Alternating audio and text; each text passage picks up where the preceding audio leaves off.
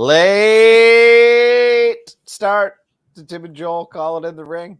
Gonna talk about wrestling. We're late because I didn't know there was anything to talk about this week. I thought it was a slow news week. I thought we were going to call it off, but you wanted to do it, and I don't for the life of me know why you wanted to do this show this week. Nothing happened. I really seriously thought about being like, let's just cancel the show. There's no reason. There's nothing happened. Nothing to talk about in wrestling this week at all. Yeah. We just kind of like, I don't know, just kind of happened. Did anything really happen in wrestling this week? I don't think so. I don't know. I mean, Death Before Dishonor was last night. That was a really good show. That was a good show. Okay, I guess maybe some things happened. We got a couple of new champions there. One to kick off the show, and I felt bad for poor little Jonathan Gresham there. Nothing more crummy than getting power bombed and then just getting a bunch of confetti spurted all over your chest as you lose your title. That was a little bit of an upsetting. It seemed douchey. It was just like, is Jonathan Gresham a villain? Like, has Cesaro been not Cesaro, Claudio Castagnoli, has he been chasing the Ring of Honor title for eons? Because I don't know the history. That I assume he has been. So we'll get a couple things out of the way. So Jonathan Gresham turned heel on Rampage a few weeks ago. That is not good enough for confetti. Right. So he joined Tully Blanchard Enterprises. Yes. Okay, right? I recall that now. Yeah. So things got even weirder at the Ring of Honor show because Prince Nana, who was a Ring of Honor, like very, very synonymous with Ring of Honor. Sorry, how do I put this properly? He was synonymous with the Ring of Honor for a long time as like a manager. He had a group called the Embassy. It was a big thing back in like the early 2000s of Ring of Honor. It was really cool. It was a really great stable. So during the early moments of the show, Prince Nana comes on the screen and says, "I purchased Tully Blanchard Enterprises tonight." And a bunch of us were just like, okay. What did Tully do? So the idea here is that Tully is out. Prince Nana is in. And like to a certain degree, it makes sense if you're a Ring of Honor fan and like you enjoy the classic styling of Ring of Honor. But at the same time, it felt jarring because Gresham just joined Tully Blanchard. And then in the same breath, and then in the same breath, they had Gresham drop the Ring of Honor World Championship. From a business standpoint, I get it. Claudio is going to be the guy to hopefully enhance and trans and get people interested in not only Ring of Honor, but possibly getting a television deal or some sort of streaming deal, whatever it is. So that, from a business standpoint, makes perfect sense. But I wonder, because when Gresham signed, or at least when the rumblings were that Gresham was going to be involved or signed in some capacity to Ring of Honor, AEW, whatever it is, that he would be kind of a tentpole for one of the brands. And now what does he do? Joins this new group, I guess. Again, new group on new group, which I didn't even realize it was like a Ring of. I can't keep track of what is on AEW specifically and what is a Ring of Honor thing, because AEW is promoting Ring of Honor so much that I'm starting to get the threads crossed. So the Tully group was a Ring of Honor thing originally, right? It's not possible here that they're just splitting a couple of members and keeping some of them on AEW. Oh my God. Okay. No, the Tully Blanchard Enterprises began at the last Ring of Honor pay-per-view at the Super Card of Honor over Mania weekend. And the idea there was like he brought in Gates of Agony, he brought in Brian Cage, and then a couple of weeks ago, like I said, on Rampage, you had Jonathan Gresham join him. And then again, everything kind of blew up this past yesterday at the show. And of course, Prince Nana, I retweeted. I sat in on the media scrum. I was listening to the media scrum that Tony Khan did for Death Before Dishonor after the show. And someone asked about Prince Nana and Tully Blanchard.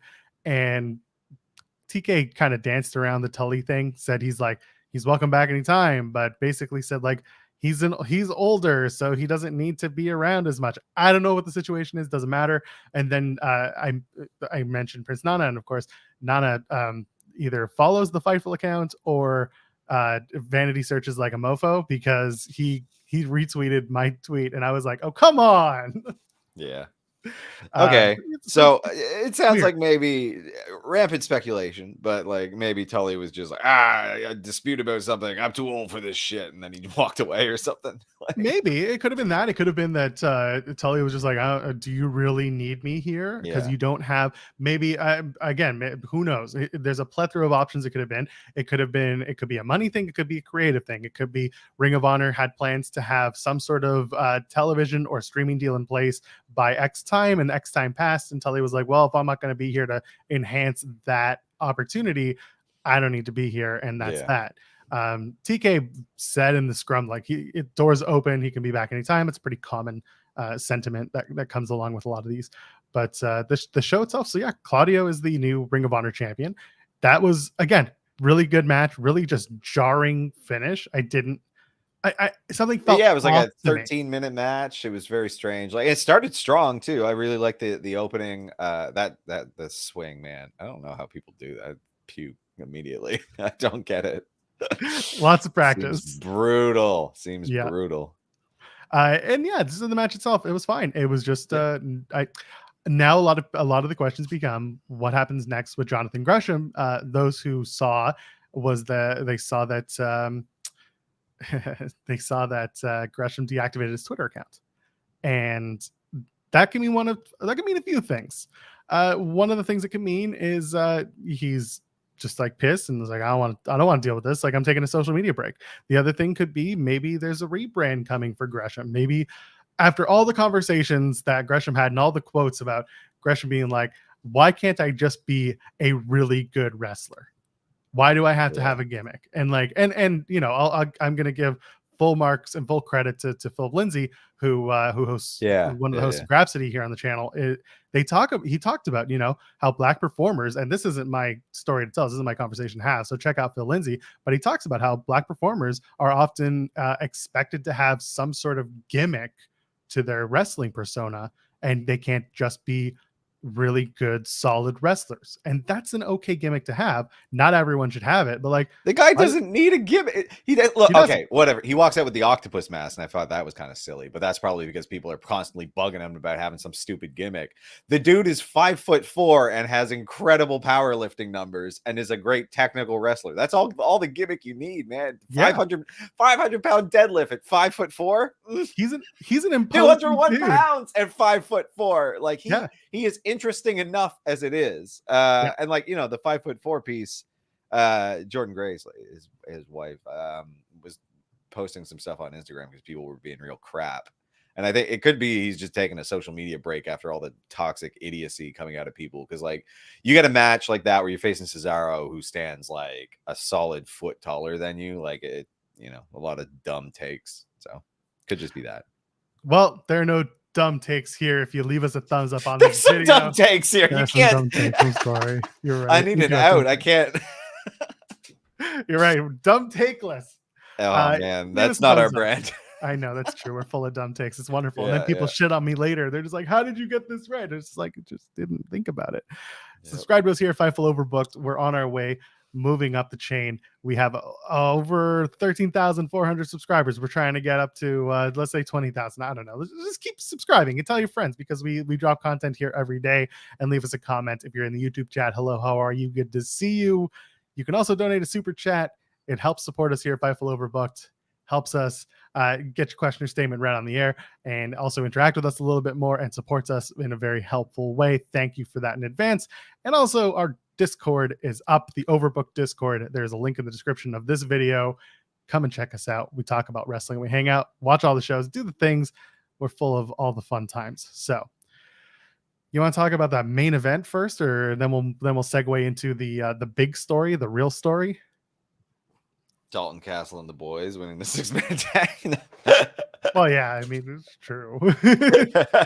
Listen, when I saw Vincent was like Vincent, who is an Honor No More talent from Impact Wrestling, showing up to defend his 6-man tag titles on a Ring of Honor pay-per-view owned by AEW, I was like, oh, we have new 6-man tag champs. Good for them. It was a good, match was fine. Yeah, it's fine. It wasn't. It was fine.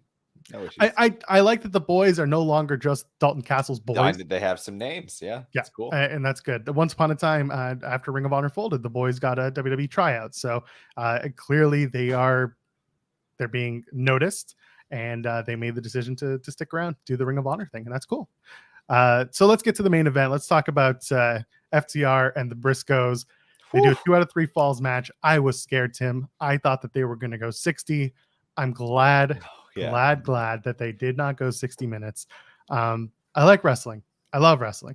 I don't love wrestling for 60 minutes when stuff just kind of gets repetitive to me. I did not think that this match was better than their first one, but that's just me. Again, subjective art form. But I really liked the finish. A lot of great spots, and the finish was good. Like, I don't know, good table stuff, good tag team stuff. Like, overall, like, solid match, very good. Well told, good build. Dax doing his damnedest, like, loved it. Yeah, and the post match scrum was really good. I think if you're someone who likes to go and watch those interviews, FTR had a lot of really interesting things to say to the media. Was not a fan of some of the media like praising them. Yeah, that's an awkward time to do that. Like, I brought this up online, and I'll put it out here again. I really, really do not like it when people go to these AEW or Ring of Honor scrums, or sometimes they don't really do it in WWE because WWE doesn't do a scrum that's the same. They limit access to like actual. And they do media availability. So normally it's like you go to this convention hall in the hotel that everyone's staying at, and you just run a junket. It's just a press junket. You ask the wrestlers questions, you get 10 minutes, whatever. But last night someone asked FTR in the media scrum, like, are you finally ready to admit to yourselves that you are like the greatest tag team ever? That's a question from someone who's like representing a publication, or yes. Yeah, that's dork as hell. I don't like that. No.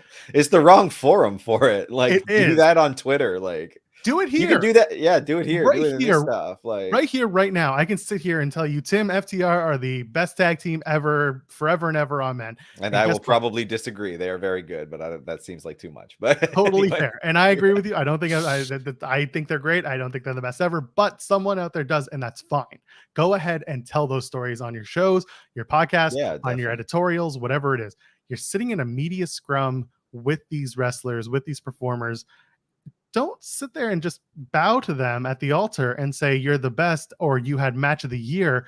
Talk to them about the match. That's fine. Like, I'll give points to Nick Hausman from Wrestling Inc. And I sometimes take my issue with his line of questioning. But he said, he was like, hey, Cash, at one point, your head like went off a table. Or Dax, we saw the doctors go and check you out after a really scary spot. Are you okay? Walk us through what happened.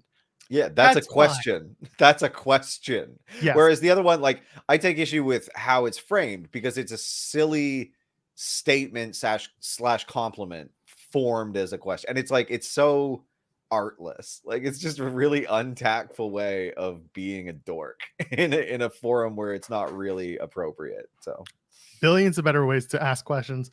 I didn't like, or just ask a question again. Not like, that's not a question. Like, I get you threw a question mark at the end of it, but it's not really a question. Just, there's this weird ongoing conversation with like what you do and what you don't ask in these situations. And no one's going to be like, hey, Tony Khan, how do you feel about Vince McMahon, having sexual assault allegations levied against him? Guess what? Tony Khan doesn't care because Tony Khan's not involved. Like, he's not my company wasn't there. Like, exactly. And like, no one's gonna ask. Sean's used the same analogy before. Like, he went to Money in the Bank in Vegas, and the WWE PR people, when he was about to interview Bianca Belair, they're just like, hey, don't ask about this, don't ask about that, don't ask about the Vince McMahon allegations. And like, if you're smart, why would you ask Bianca Belair about Vince McMahon's assault allegations when Bianca is just someone who works there? And like, you can ask how you feel about pitching yourself creatively. That's different. How you feel if you are comfortable being a woman in that sphere, being like, maybe this doesn't work for me, and working it through. That's different than like, so your boss allegedly did this and that. How do you feel? Like, you just gotta. And that's the thing. Yeah, There's Taylor. ways you can still work the story by like how you mentioned, like just getting a sense of the culture rather than going directly for that in a way that would be upsetting to someone who isn't necessarily even involved in it at all. So exactly. like you don't need to upset the people outside of it for no reason. Like, well, and on top of that, one is an opinion that you're asking. The other one is an objective truth or an objective experience of how you're dealing with things at work. Yeah. You know, it was the same thing with like when Big Swole said what she said about her experience at AEW and how maybe she wasn't heard out as a performer or didn't feel like there was enough going on in her experience to keep her there. That was her experience. There was nothing wrong with how she worded it. She was explaining her experience. What happened next was a whole other can of worms. Rampage, 8 p.m. Central. Anyway, 8 p.m. Eastern, 7 p.m. Central. So that was Death Before Dishonor. Again, I love that finish with Dax hitting a giant top rope pile driver. Insanity. Big fan of that. It meant something, right? Scary neck stuff all week. Yes. Oh God. We'll get into that. Yeah. We don't need to go by everything in Death Before Dishonor. This is just kind of the touchstone stuff. Yeah, we'll breeze through. What else happened? Mercedes Martinez retained. Very happy about that, by the way. Mercedes, I've said it once, said it a million times. She is someone who should be sticking around to impart her knowledge to teach incoming women how to work not only TV, but also a certain style. She's the right champion for that brand. Serena Deeb's fine. I don't think she's I know she calls herself the professor. I don't think she's legitimately the professor. I don't think she's the teacher that Mercedes Martinez is in terms of match quality and experience. Yeah. Pure championship. Another retention. Drifted in and out. My big moment there was Daniel Garcia afterwards in the scrum yelling at Yuta and Claudio. And again, that was I like the end of the match with where Daniel Garcia showed a bit more personality, where he didn't do the code of honor and he flipped off the logo on the way out, and then he continued it after the fact. Like I was more interested in that than the match because I'm not a big fan of the rules, etc. Like it doesn't excite me. So I agree with you fully. The Garcia flipping off, showing all that that personality is great. What I don't like, and I do at the same time, is that they're setting up Garcia versus Danielson. It's Danielson's return match. That's on Dynamite. They announced it. Danielson at the same time announced at San Diego Comic-Con that he's cleared and would have the match. So at the pay-per-view, they announced Danielson versus Garcia for Dynamite. And so Garcia going and confronting two other members of Blackpool Combat Club. One is the guy he just faced. The other one is the new Ring of Honor World Champion. I like that they set it up. I don't like where they set it up. Again, going back to the scrums, it's not a place where angles should happen. No, yeah, because like I'm not watching them, and then I don't know. They could do okay with it by filling it in on the show, but I know they won't because they're going a million miles an hour on Dynamite these days. Yeah, exactly. So again, hit or miss. There's certain things that I'm going to love, and there's certain things that I'm just like, okay. Is there anything else in that show that was really worth pointing out? I mean, we did pure rules. We did everything. I think we got just about everything that was important. Everything else was 0 hour, right? No, Roosh was cool. I liked his. Oh yeah, Roosh and Dragon Lee had a really good match. Yeah. Okay, let's talk about it.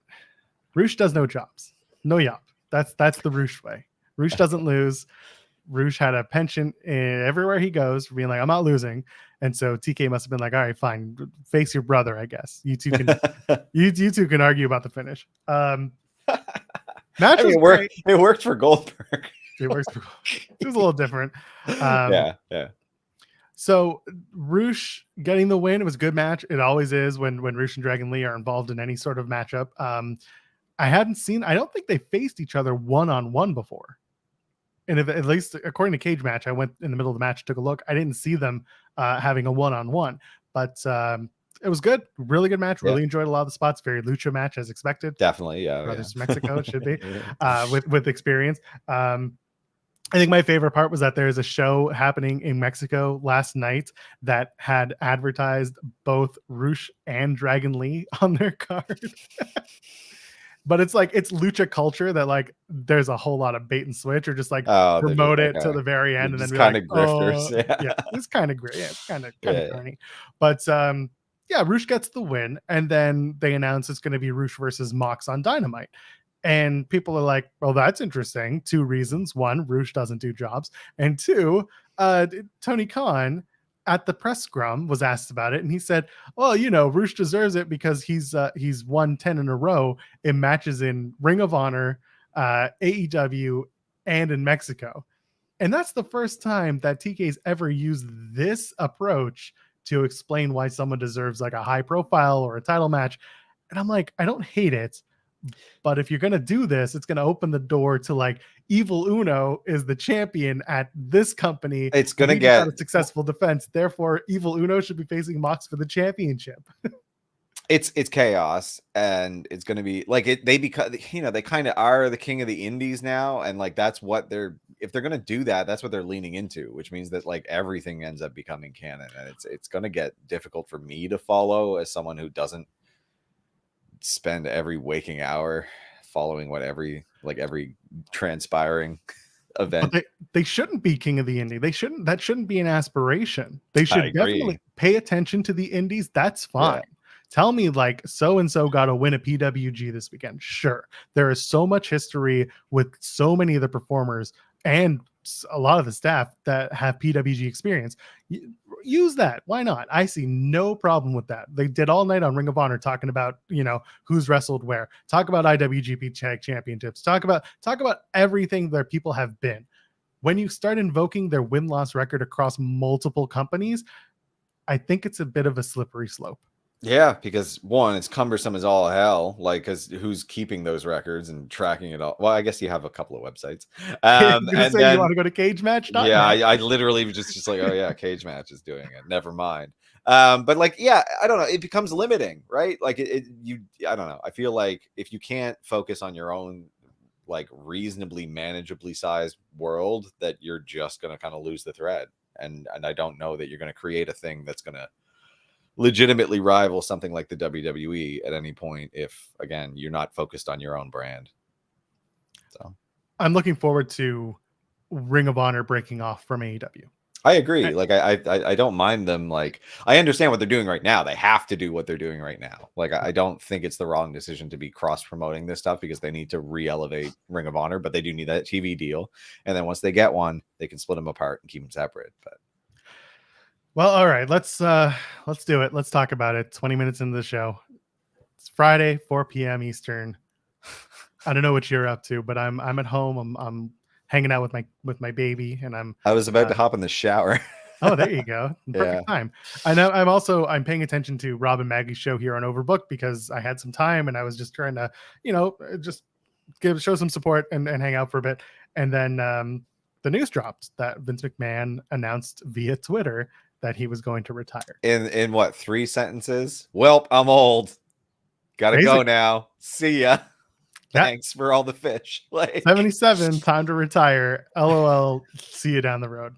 Together now forever. Weird. Yeah. It was weird. It was surreal because a lot of us spent our entire childhoods or further not only watching WWE, but also understanding, if you follow the media and the conversations, that Vince was going to die in the chair. That was always the statement made.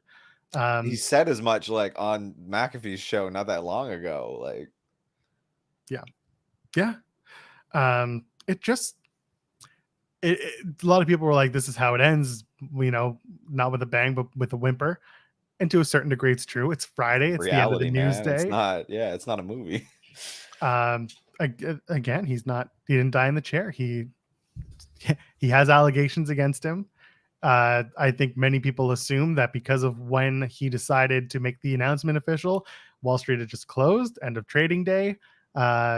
Maybe more stuff is coming. A lot of people pointing to the Real Sports documentary and information that's coming out that will be coming out. I don't think it's out yet, but there's a lot to the Vince McMahon story from a fan perspective and from a business perspective. And I think really the first question that you and I have to talk about, because it's you and I, Tim, is Vince McMahon going to stay retired? I've been fighting about this with, I kid you not, like a fairly, like one of my bandmates. Like, just, yes, he doesn't really watch a lot of wrestling, but like he's at him. He's like, no, to work. He'll be back. And I was like, look, I understand why you think that, but I think this is different. It seems like he got. I feel like something abhorrent is going to come out. Like real, like not that, like legitimate, like not that already being accused of rape is not abhorrent. Like this guy, whatever. He's been a piece of garbage for eons now. He finally got. May his billions in ill-gotten wealth comfort him in these trying times. I hope his I can't imagine what his family life is like. I don't know. Linda's a monster too. I don't think Vince and Linda have been around. Yeah, I don't think each they're other. Anyway, whatever. Stephanie still loves Daddy, at least while she's on camera. I don't know. No, I think that's legitimate. You think that's legit? Well, yeah, cool. I guess you can compartmentalize things. He seems like a real sack of crap to me. So here's my general feeling is he's retired now because of all the allegations. Mm-hmm. If there's more coming, first of all, he showed up after the first batch of allegations came out. He literally decided to put himself on TV just to say things and leave. And then reportedly went to the back and just yelled, "Fuck him." Yep. Okay. And then he showed up 2 more times afterwards for the John Cena thing, and then to put over Money in the Bank. And like I jokingly said, he's just going to come out and be like, "We have NFTs," and then just walk to the back. But no. It feels like somebody on the board or somebody very close to him, don't know who, somebody said, "You got to stop doing this. This is you weren't taking this seriously. Now we have to intervene, and now we have to tell you this is it. You have to stop." And maybe he decided, "No, this isn't fun anymore because I can't mess around and be the virile old asshole that I want to be." That's possible. Yeah, I think that's the other thing is that maybe someone was just like, "No, you sold this company, like you went public, you have obligations beyond your own whims." And then he could have just been actually pressured out because it's not just his company as much as everyone like wants to forget that he raised, tons and tons of money in funding by selling his company.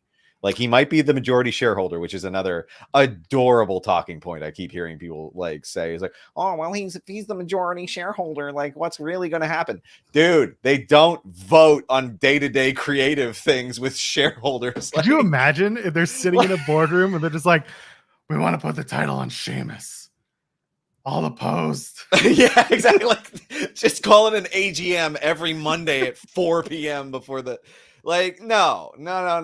Like, look, he can have, like, it dictates how the company makes financial decisions in the grand scheme and on broad strategic initiatives. Like, it's not going to be anything to do with creative. Like, if he is stepping down from creative, he is stepping down and will not have control unless he's calling someone and they have a puppet in place. But I think he's gone. I really think he's gone. I think something has happened that is keeping him away.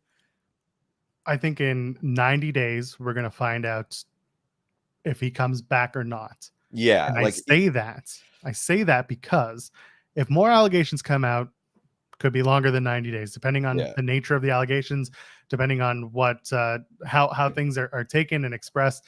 And then the other thing is, he could just be doing this until the heat dies down, or until he gets bored and says, "I want to go back."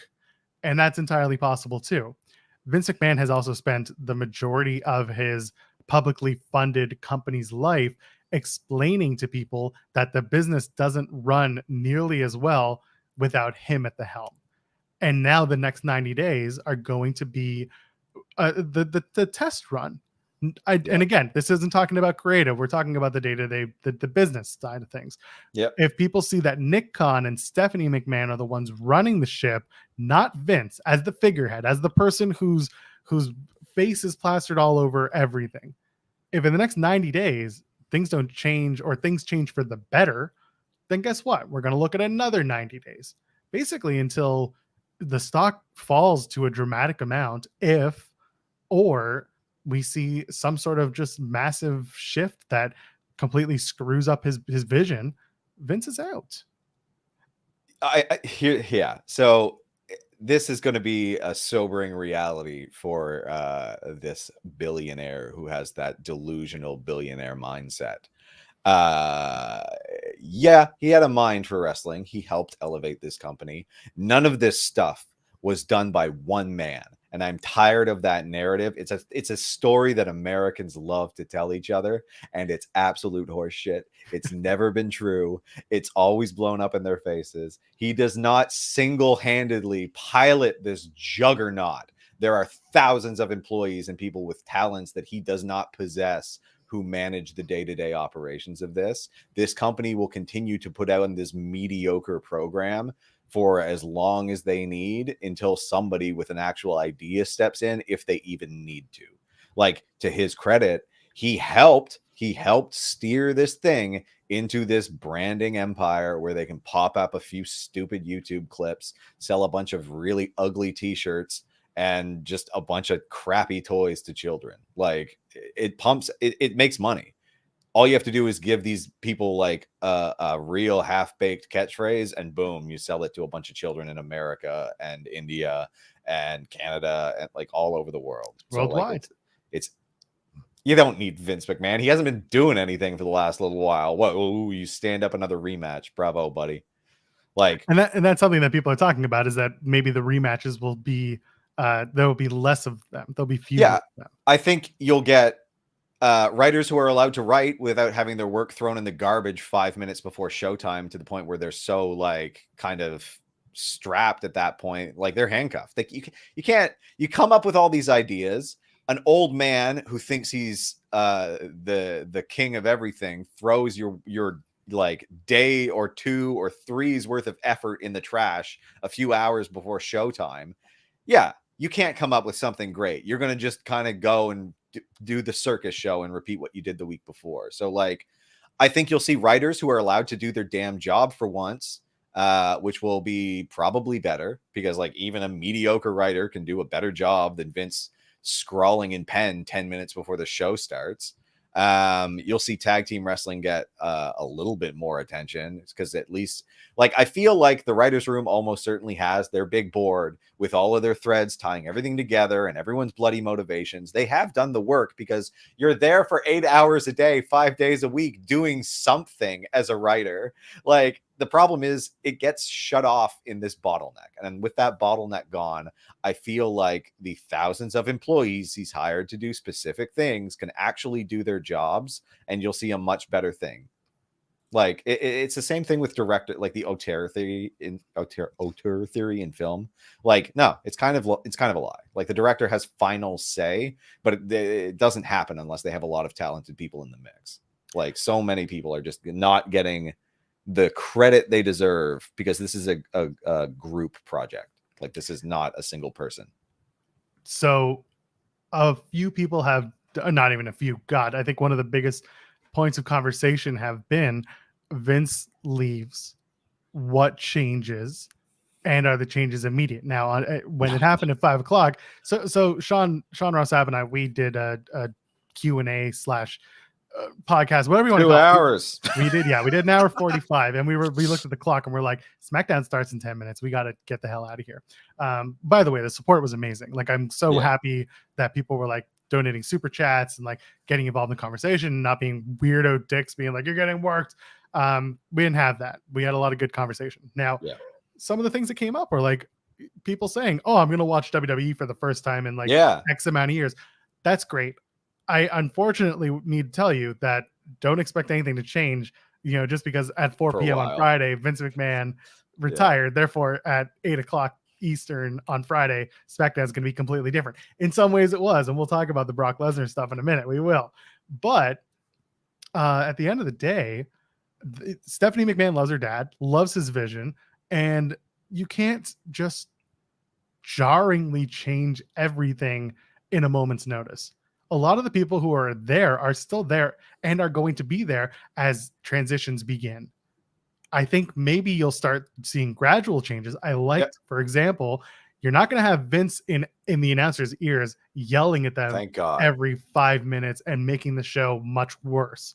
Michael Cole, you could tell there was a noticeable difference in his demeanor on Friday. It was good. I'd love them to bring Michael Cole in for every show moving forward, and have him not on camera, not on headset, but be the producer of the announcers. I agree. Have him like be have the guy. someone who has the skills to do. Like I know Vince McMahon did announce that he used to comment with JR, and I was like, his commentary was not good. Exactly, but he thinks it was because he's a rare genius, right? Yes. Well, yeah, exactly. It's his megalomania where he thinks he's the cause and creator of everything, and he just isn't. Like that's absolute delusion. Like Elon Musk isn't out there designing rocket ships. Piss off! Like you're an idiot if you think that. And so there's that. There's like the production elements, the camera cuts and all that stuff. Again, little things change here and there, but Kevin Dunn's still in charge for now. Who knows what that's going to look like? There's been stories for years about Triple H and Stephanie not liking Katie, but who knows? And Bruce Pritchard being in charge of creative, probably going to be on the phone with Vince a lot and taking his advice for the foreseeable future. Again, yes, nothing. This will be a very slow process. I would say, like, you will watch a slow transformation over the course of the next couple of years if he doesn't come back in the next, like, in the short term, because it's going to be like you have all these writers who have been sitting on their ass and not trying very hard, because why try very hard when everything you do is going to get thrown in the trash anyway? So over time, they'll start to see, like, what can I get through? And they'll try out a little thing here, a little thing there. You'll see the same product for the next few months at least, where it's just like, we got to play it safe because we don't know what to do. We have to come up with a whole new strategy because the strategy was like in this guy's head before.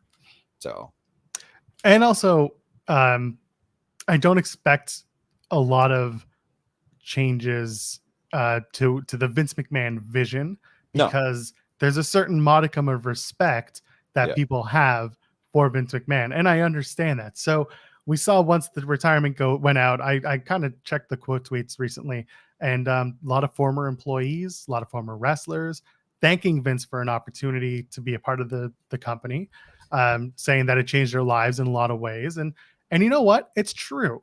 It is a true statement that for many of these men and women, their lives were directly impacted by having a job with Vince McMahon. Yep. What I don't like, some for the worse. Well, and that's true. But what I don't like is people jumping down the throats of these wrestlers, thanking Vince. No, they shouldn't. Like, do that. That's they have the allegations against him. You should know better. These people, presumably, aren't the ones currently putting forth allegations against Vince McMahon. Again, they're speaking from their experiences and the opportunities that they were afforded as a result of their time working in WWE. For some of them, independently, their money ask went way up because they appeared on WWE TV every week. For some, they got better jobs at better places because of their experiences working as an intern or whatever it was, and they had a conversation with Vince that made them happy. And you can't, like,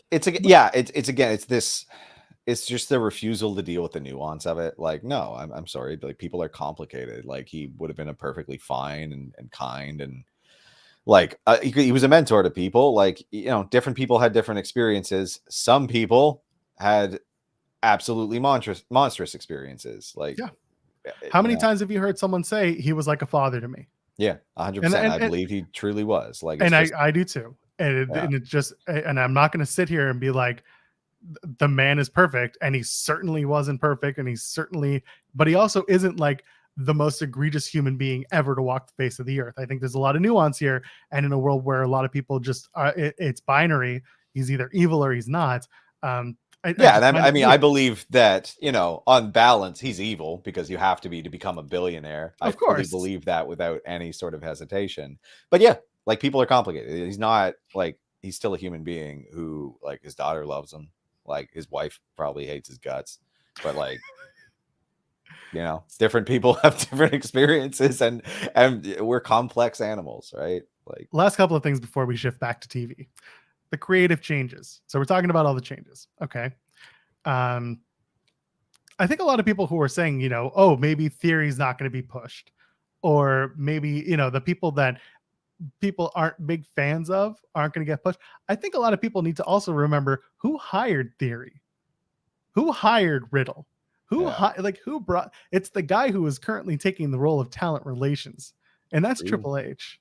He hired these guys that some of you don't like, and some of them for good reason. Don't get me wrong. Again, allegations against them, but again, you want to separate the performer from the from the human being. I get that. That's fine. But I don't think you're going to expect, Austin Theory to suddenly have the gas or the rug completely pulled out from under him.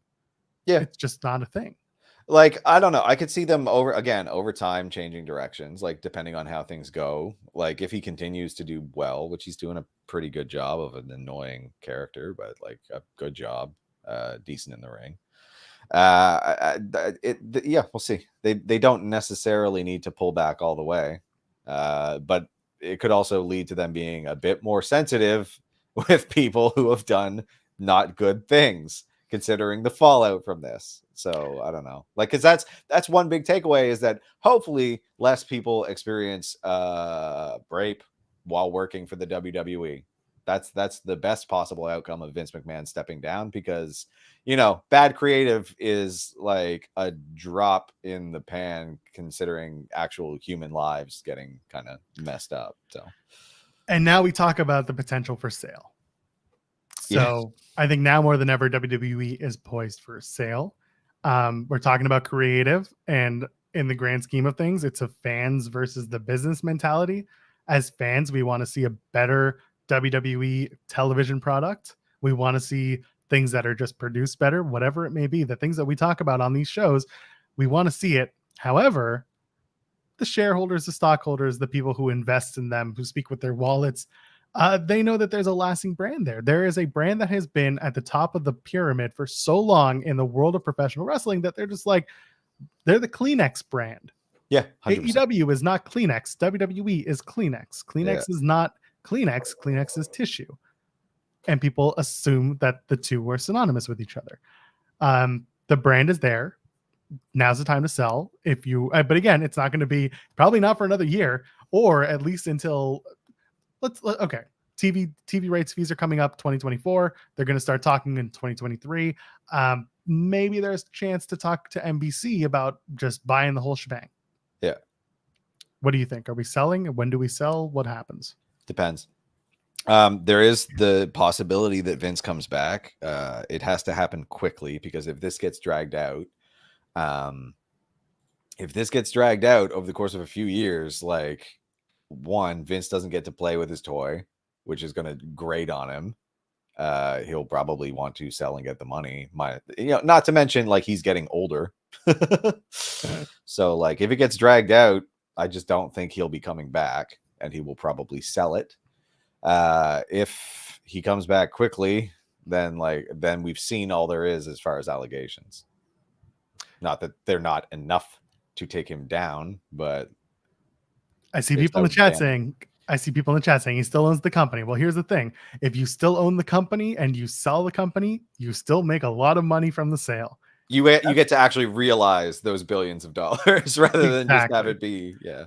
Again, I think a lot of people are just very quick to assume like it's all about the creative, when in reality, there's so much more to this story than just the things that you immediately associate with Vince McMahon as reported by members of the media. There's a lot of stuff that's about to happen that will possibly change it. And again, he could come back. And if Vince comes back, honestly, if he comes back, he's coming right now. Let's just consider him in an advisory role as the majority shareholder. Mm-hmm. That's what he is. Because again, it's just about financial decisions. Like, he is the global ambassador to WWE, like he said Titus O'Neil would be, and that all the other superstars would be. Titus O'Neil, by the way, must be punching air, because on Monday he had to do that weird opening segment where he's like, "We're not political. We're not, we're not." It's unbelievable. I feel bad. I kind of feel bad for Titus, but he's complicit, right? Like, he continues to be thrown out there as Vince's like whitewashing guy. Like, he goes out there with Hulk Hogan. He goes out there to give this stupid speech. Like, woof. Felt bad for Titus, but also, you know what? Again, he's complicit. He's not being like, no, go to hell, and leaving. So, could you imagine if he did though? Wow, could you imagine if he did what Brock Lesnar did on Friday?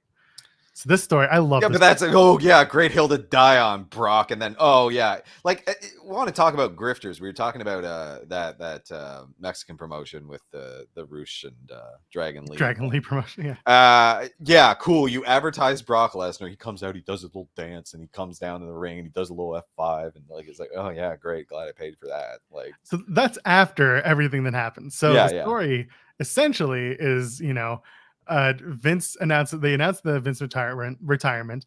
Brock is caught off guard, and Brock is a creature of habit. And when he finds out that the guy who brings him back every time with the big old purse says he's retiring, Brock is like, well, fuck him. If he's gone, I'm gone. And so supposedly that's what happens, and he walks out. I made the joke, maybe he went to go get a Jimmy John's. Yeah, just no one. He's just like, hey, whoa. I just got hungry. Like, yeah, exactly. I don't have the hog I slaughter every day here. I gotta get something. Tim, he was hangry. Brock was hangry at 4:00, and he just needed a snack. So he left. They said, okay, go take your time. But no, in reality, so he leaves the venue.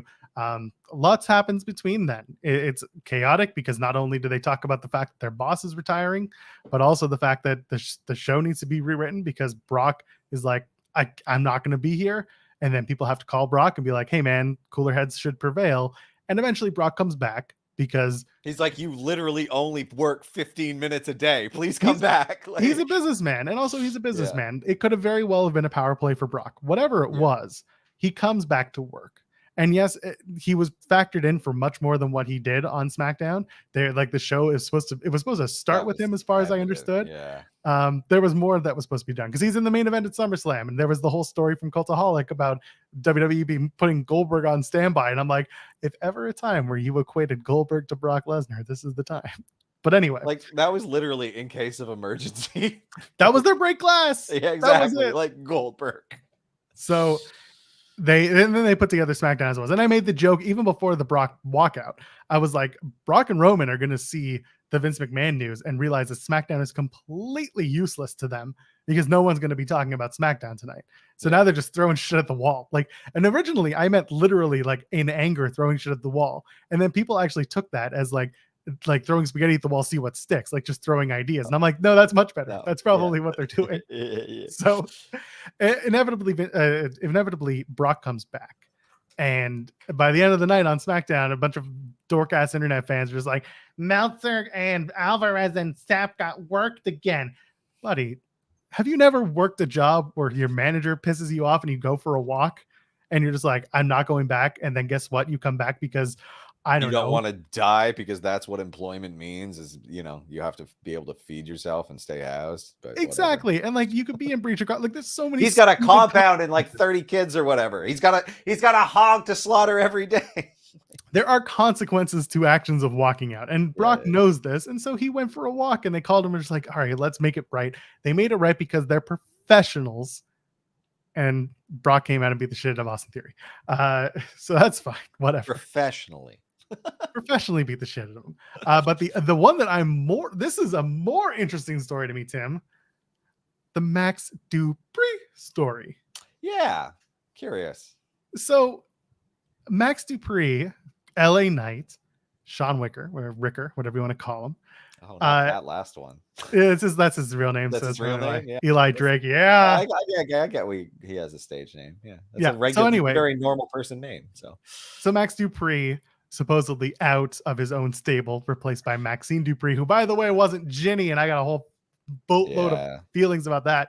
Sophia Cromwell from NXT is Maxine Dupree. Sophia Cromwell. She was already in a thing. She needs more practice. She was in the rudderless thing, is what she was. She just delivered one line that was not even like there was supposed to be a comma, and she couldn't even. Anyway, whatever.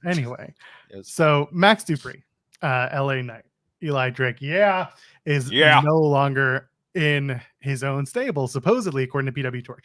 And I don't know that stuff seems still fluid. Sean had something to say. Sean did expand on it, and it basically said like it's not false. The story was that people were getting sick of Max Dupree, LA Knight. I'm just gonna call him LA Knight because people know him as LA Knight. At least right now, they were sick of him going to creative and being like, I don't like this. Can we change it? Basically, asking, having ideas and being a creative person was because what he got is him some very heat. talented. Like, oh my god. And supposedly Vince didn't like him, or Vince was getting frustrated with him, whatever it was. So they were going to pull him from his own story. Boo. Fucking ridiculous. You know what? But this now opens the door for the return of LA Knight, because two things. One of the guys taking over creative is the guy that hired him back, and that's Triple H. So there's an opportunity for LA Knight. The other thing is keep him as Max Dupree and just finally hear the guy out, because maybe there is a better opportunity for this Max Dupree Maximum Male Model story to unfold with one of the wrestlers directly involved having a say in his story. Maybe. I think it'd be fine. Like the promo on Friday didn't shut the door on Max Dupree at all. Like they referenced him. Like she's like, my brother has great taste. It was blah, blah, blah. Like she just kind of announced herself as being what was director of talent relations or whatever. Yeah. So next week they're going to be like, my brother was hit by a goat cart in Ecuador, and it's going to be now if that happens, that shuts the door on Max Dupree. Yes. But we'll wait and see. We still got a week. Max Dupree faked his own death, and now he comes back as LA Knight. Yeah, I'd be fine with that. Because again, like I assumed was LA Knight. LA Knight was debuted before Triple H went down with his heart business, right? Yes, yeah. So he might have had a hand in creating LA Knight. It would be nice to see him, be like, this is the one little thing I want to do. I want to put this very talented, sure thing into a position of prominence on this show. That might be one of the little what can I get away with changes. I would love to see that. Yeah. Let's talk about Edge. So Raw's at MSG this week. Edge, the Judgment Day, and now the Mysterios are all involved. I have a feeling maybe they'll do Edge and Ray versus Finn and Priest at SummerSlam, which I'm not against. That's fine. Yeah. Because I want to see or you can do a 6-man, but you have to add someone to Judgment Day, and I don't know who that would be. But you need Dominic basically in the match to turn on his dipshit father. Finally. Okay. Here's how you do that. Judgment Day. You do Ray versus Finn in a ladder match for custody of Dominic. Yeah. I've heard it It's before. SummerSlam. It's perfect. Just do it. And isn't it? It's 20 years after the fact, isn't it? I don't think it is. I don't think it was 2002. No, I think it's we beyond that. Yeah. I think SummerSlam 2002 was Ray's first match in WWE. Like not his first pay-per-view match in WWE. Anyway, so Edge supposedly coming back this Monday at Madison Square Garden. The promos are good. I quite enjoyed them. I'm excited to see what they do with him. Supposedly Rated R Superstar is on the is on the table. So sure. How do you do that in the TV PG world? No PG-14 now, baby. Not yet, buddy. Not yet. That's a whole other thing. Well, we bring back the Rated R Superstar. He is somewhat respectful for a few weeks, and then we get it. The R actually he's the Rated R for Rated Respectful Superstar. Yeah, yes, he comes out and he's just shaking hands left and right. Just loves this business, daddy. I just love it so damn much. Yeah, like the chat saying like AJ Ray and Edge versus Finn, Priest, and Heel. That's not a bad idea. I would do the Mysterios. I think it's the Mysterios in it is the Mysterios, versus Finn, Priest, and a heel. Versus Finn, Priest. I don't know. Judgment Day needs more people. We've said that, like, because the theory thing. Hold on, I want to talk about the Theory and Dolph thing. So I think I just cracked the code with the Theory and Dolph thing. Okay, because I have no idea what the hell is going on. Dolph held the Money in the Bank briefcase like 10 years ago. Actually, it was 10 years ago. It was 2012, and he cashed in and won the World Championship.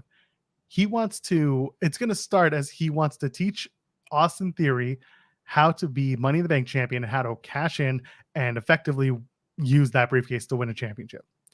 And then it ends up with Dolph turning on Theory and being like, I taught you everything you know. Now I want my title shot, or now I want the Money in the Bank briefcase. And then Theory beats Ziggler, and there we go. But the whole idea is going to be Dolph becoming a mentor to Austin Theory, which to me is hilarious. It's a story. It's better than what we've seen in the recent past. So whatever. I'm not a huge fan of it, but it's something. It's going to start with like, it's starting with like, you should know better. And it's going to be the week that Theory actually like puts one over on Dolph, that Dolph's going to be like, now you have my attention. Now you have my respect. Now the learning can begin. And it's going to be like, teach me, master. Why is Theory involved in like 8 storylines? Like, that's what I have to ask. Like, that's what they do with Money in the Bank. He loses all of them. By the way, he has a U.S. championship match at SummerSlam that I people are know it completely doesn't forgetting. make sense. Nothing makes sense. Ridiculous. Oh, there. Oh, okay. Let's do Finn Priest and LA Knight. Yeah, versus Ray Edge and David Flair. It's Oh, not. he They means haven't Dominic. even happened on the same show. Oh, ridiculous. I love it. And yeah, That's great. let's talk about AEW. Honestly, like I tried to pay excuse me, I tried to pay as much attention as I could to Dynamite and Yeah, Rampage some this stuff week. happened. It had some good moments. Brody King ragdolling Darby Allin was tremendous. Loved it. Need Every more of second that of in my that was life. great. Yeah. Yeah. Like Brody King came off as like an absolute monster during that. It was one of the, oh man. Yeah. I'm excited about Brody King now. Wasn't feeling kind of any way about him before, but And at San Diego Comic-Con, AEW was doing a panel. That's where Bryan Danielson announced that he's cleared and going to have a match with Garcia. yeah. So Darby Allin was on that panel as well. And at the end of the panel, out comes House of Black, and they beat the shit out of Darby Allin. And I love it because then they all sit down after they've thrown Darby around. They sit down, and Malachi Black is just like, "Does anybody have any questions?" And then they get up and leave, and it was good. So I'm happy with that match. The Brody King versus Darby Allin match was fun. If it turns into a tag team with Sting or a 6-man tag, and the Miro storyline, I think is going to be an interesting one. Go ahead. You're making a face. Didn't really know what that was about, though. He came out with his two-tone sunglasses and just stood there, and it was unclear. Like, is he just a really big Sting fanboy? I don't know. I guess we'll find out. I think it'd I'm be really intrigued, funny, but kind of for the wrong reasons. Like, I love how people are just like, it's the lore. Therefore, what lore? God. But so this is the thing. They're going to be like, oh, he's wearing two-tone sunglasses because of the mist and because he's trying to fight the evil. And I was just like, no, bro, he dropped one of the lenses in the toilet and he went to Walmart to get it replaced. I thought he just bought them from some crappy little bodega or something. Do you think Miro's buying shitty sunglasses? No, he's one of those people who loves the douchey status symbols. So whatever. They're probably like Gucci. Have House of Black show up randomly to beat up Darby at a Taco Bell. Yeah, do it. So many great videos out of Taco Bell. Have you seen that Taco Bell commercial where it's like the guy and the girl sitting in the dugout and it's like a community baseball game? And then she just goes to and it's like they look like they're about to fall in love or at least have a very passionate night of lovemaking. And instead she's like, no, bro, I got to go to Taco Bell. I heard the call of the bell. Like, oh. The call of the bell is basically just diarrhea for hours. Yeah. Very weird. What else happened on this show? I know people have talked the show to death, and that's fine. Swerve and Keith Lee had their the cakening. The They set up the Tony Nese thing. Kevin Gates. I do not know who this rapper is. Like, I've never heard that name. I follow hip hop too. Like, apparently it's a whole thing with him. Apparently there's a whole story with him involving his cousin, and it's weird. It's strange. Okay. Well, no, anyway, that was. I refuse to believe this, Ryan. I refuse to believe that you were friends with the Taco Bell girl. It's a commercial ad. Like, that's true. It's entirely possible. It's not. It's very gettable. Like. I missed the Christian Luchasaurus and Jungle Boy thing. So Christian and Luchasaurus beat the piss out of the Varsity Blondes, as one does. Jungle Boy came out dressed as a jungle man with a chair. Christian sucked his dinosaur on Jungle Boy. There was a stare down for a while, and then Luchasaurus just stepped to the side to stand beside Jungle Boy. It was all a ruse, and then Christian Cage ran away through the crowd. Wow, I'm going to have to rewatch that segment. It wasn't that good. Oh, okay. Cole Carter's joined AEW, at least in some way, shape, or form. That's interesting. The former get that. I didn't. Was he big on the Indies? I don't know his name. He's 2 times, right? Yeah, it was 2 times. So they brought him in for dark tapings during the pandemic, I think, and then he got signed by WWE. Had the whole look, and then next thing you know, they signed him to WWE, and then he left WWE, and now he's been signed to some sort of contract to AEW, not a full-time deal, but one of those appearance deals. Yeah, welcome to the abyss that is the AEW roster. He'll be all over the dark world. I just don't see. Yeah, I don't see this guy in the current formulation that they stood up on Dynamite. He's not cutting through the noise. Like, Athena and Willow versus Jade Cargill, Kiara Hogan. with Jermaine Dupree there, which by the way, absolutely hilarious.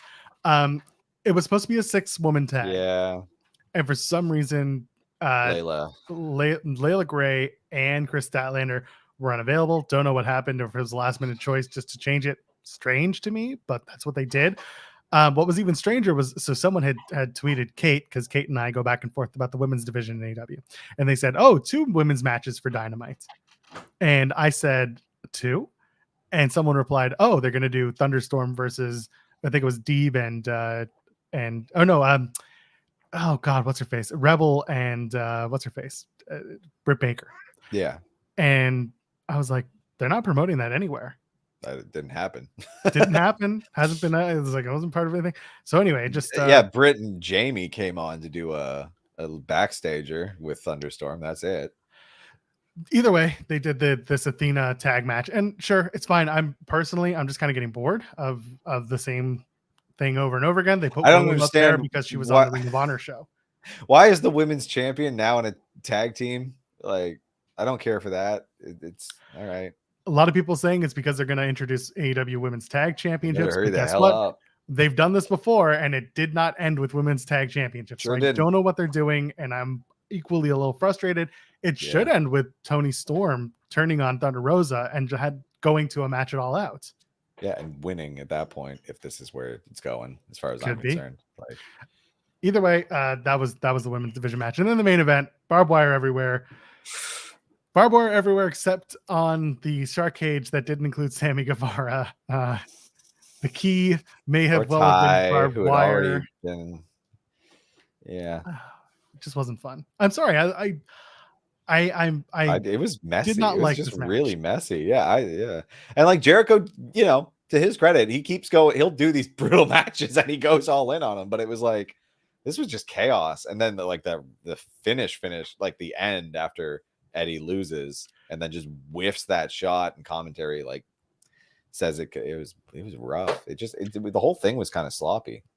Yeah, and it was overbooked. Way too much. And why is Anna Jay now? Anyway, it's like, you spoke some truth when you were kind of a bitch to me. Thanks, Tay. Like, yeah, thanks for letting me see the error of my ways, you bitch. It was very strange. I don't know why Anna Jay did the swap. It was very strange. Again, Ty Conchi not being able to open the lock, so they slipped through the bars. I had a good old laugh over that. I know everyone did. Pretty funny. And then you had Mox and Claudio and Ortiz run down, and everyone goes in. It was just very strange. Did not enjoy it. And then the ending was weird. Because again, everyone was expecting Sammy to show up once Ty showed up, or once you realized Sammy wasn't in the stupid ass shark cage. Yeah. It was just strange. He showed up. It was just a mess. It's like, okay. So we do this one more time, I assume, because they're now 1-1. Like this, again, another one that was just like, I don't know that Jericho should have won that. It was weird. People talking about what's her face? Sorry, my brain just exploded for a minute. People talking about Jericho versus Mox for the World Championship. Sure. Again, do you do it at All Out, or do you do it at Battle of the Belts, which is coming up sooner? It just feels so weird to be doing, like, to be revisiting a feud, like when there haven't been that many champions total. But we could do it. I don't need to see Jericho versus Mox again. I don't hate it because I don't either. Like, it's not bad. Like, well, also Jericho hasn't challenged for the AEW World Championship since he dropped the title. Yeah, I'm fine, and I'm fine with that. He's It's just, I said it All Out last year. Was it All Out or Double or Nothing? Whenever it was, I said you should do Jericho versus Hangman at the time, because it makes perfect sense to have Jericho Hangman too, where Jericho's like, you've learned a lot, Hangman, but I want my title back. Or I beat you once, I can do it again when all the stakes are on the line. And then you put over Hangman because Hangman finally wins. He gets one over on Jericho and proves himself as a big champion. Yeah, two-time champion, solidifies him as like a top guy for the it solidified Hangman. It would have solidified Hangman as a top guy, but instead we did what we did. Either way, I wasn't feeling AEW as much this week. I loved the Ring of Honor show for a lot of it, but Dynamite and Rampage just kind of didn't do it as much for me. Yeah, like I really enjoyed Dynamite through the first hour and a half, and then the main event was just disappointing, but overall it was fine. Like, might go back and watch some of the stuff. Like I said, I miss missing the Kevin Gate thing, whatever. I don't care. That segment was fun. I enjoyed it. Like, and that's I the thing, thought it was because a good it's time. because it's a segment with something that happened, I'll probably enjoy it. Yeah. Basically like that probably that quarter 2 until 5 chunk, I'm probably going to go back and watch because I may have missed a bunch of fun stuff. But anyway, maybe I'll do that right now because let's get out of here. We went a little long because we started a little late. Tim, where can the people find you on the internet? They can find me at Tim Stone, PTIMB, SEO, and EP, Twitter, Instagram. Drop us a thumbs up here on the video, would you? Come and comment on it when you got a chance, and subscribe to us here at Fightful Overbooked. I'm at Joel Pearl, JoelPearl. We're everywhere dropping content all the time here on youtube.com/Fightful Overbooked. Ladies, gentlemen,